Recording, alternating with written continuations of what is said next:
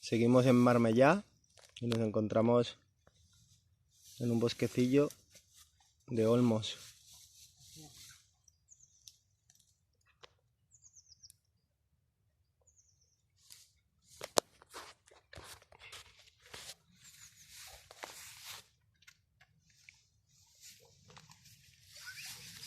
Ay, ay, ay, que te piso.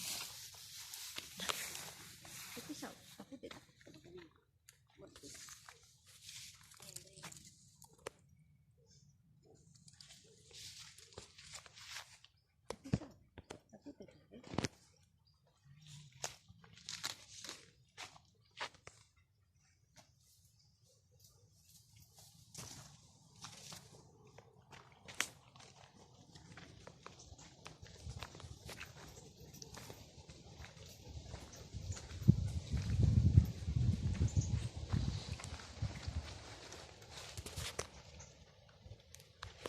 Se trata de un lugar muy frecuentado por la fauna.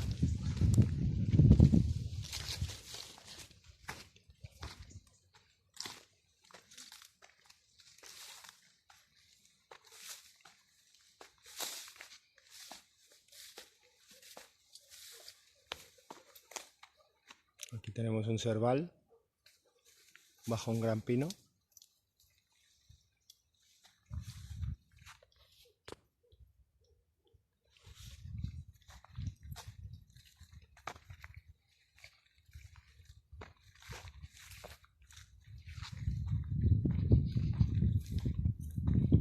Un enebro viejísimo.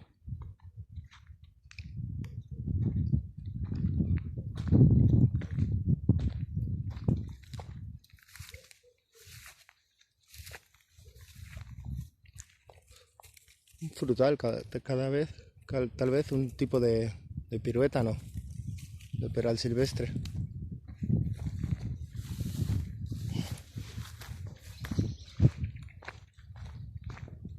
Todo esto debían ser los antiguos cultivos de Marbella.